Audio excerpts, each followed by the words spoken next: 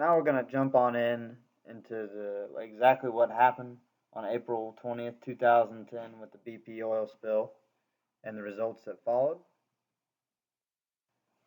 According to the United States Environmental Protection Agency, on April 20th, 2010, the oil drilling rig Deepwater Horizon, which operated in the Montando prospect in the Gulf of Mexico, exploded and sank.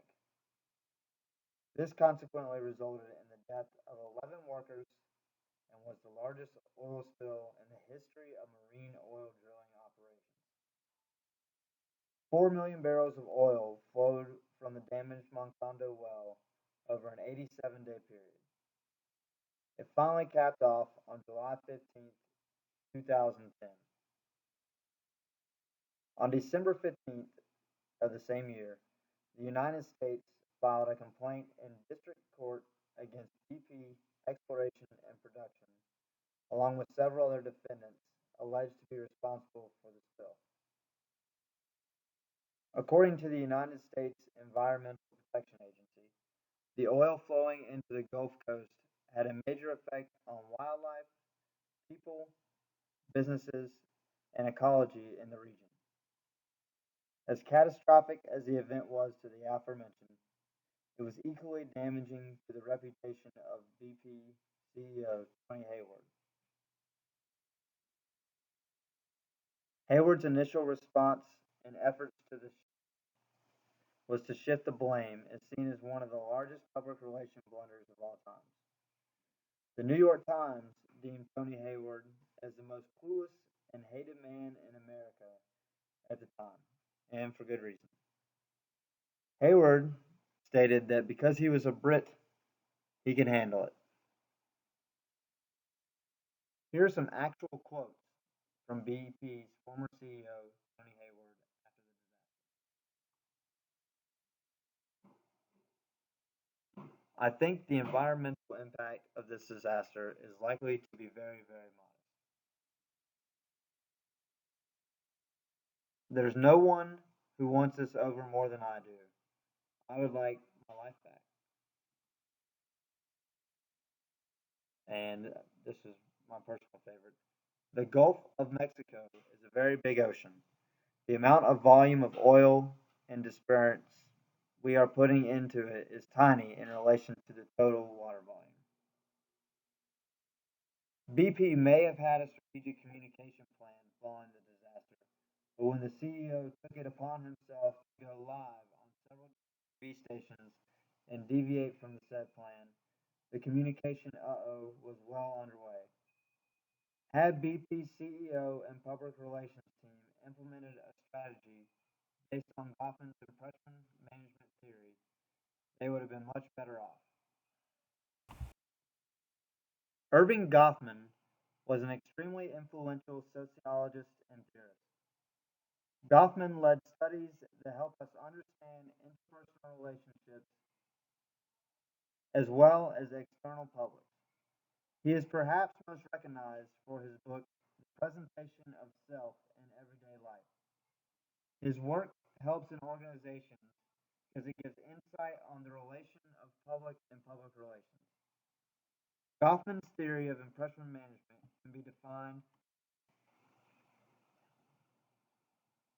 as signifies that people use communication deliberately and strategically to create desired impressions of themselves. This communication is divided into two parts, verbal communication and nonverbal. It is up to the audience to interpret their meaning of a message given by the individual once it's delivered. Goffman states that a fundamental asymmetry is demonstrated in the communication process, the individual being aware of one stream of communication, the others both. It is my belief that BP has planned on creating an impression to the media that would be one of remorse and accountability. Once Hayward started speaking, the communication, both verbal and nonverbal, were against what Goffman would be reluctant to advise. The message created by BP in their original apology statement was being contradicted by its highest ranking official. Goffman states the expressiveness of the individual appears to involve two radically different kinds of sign activity. One is the expression the individual gives versus the expression that is given off.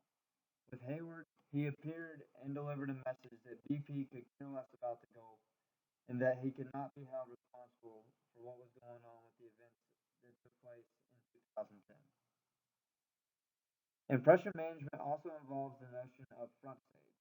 Front stage signifies that part of the individual's performance regularly functions in a general and fixed fashion to define the situation for those who observe the performance. On the contrary, the notion of backstage, which is a place where the impression fostered by the performance is knowingly contradicted. With Hayward, it was clear that the backstage notion reared its ugly head when he started making discouraging and offensive remarks on live television. Because of Hayward's negative impact on impression management, BP's brand was negatively affected. BP created commercials and used different social media channels to shed a better light on the company's efforts to fix the problems that are ultimately still being held responsible for. My advice for companies that are in a crisis would be to utilize Goffman's impression management theory to show consistency to the audience, or in this case, the consumers of the brand. Since we know that impression management involves both verbal and nonverbal communication, make sure the person that is going to be on the news or speaking to large audiences is well versed on the matter and understands the emotions that are involved in whatever the crisis may be. A great example of the right thing to do would be the same company's oil spill in 1990. That particular crisis occurred when one of BP's trader ships carrying oil collided with one of its own anchors, and there was 400,000 gallons of oil spilled into the Huntington Beach area in California. The chairman for their American operations, James Ross, quickly and appropriately addressed the situation. In a memorable press conference on the polluted breach, Ross told reporters, our lawyers tell us it's not our fault, but we feel like it's our fault, and we're going to act like it's our own fault. Ross was upfront and played directly to his audience, and his nonverbal cues lined up with what he was saying. I would also offer to companies to be patient with the process. Impression management is huge for a brand, and making sure the process to save face following something as awful as the 2010 oil spill has to be done correctly. Now that social media is extremely prevalent, use it to your advantage. Before having someone speak, post a message to quote unquote check the temperature, so to speak, before going on live television or giving an official statement. In closing, when you're out strong after a crisis, it will be entirely up to your communication planning on how the audience or your consumers react. Please follow Goffman's lead with his theory of impression management to guide your company to a positive outlook.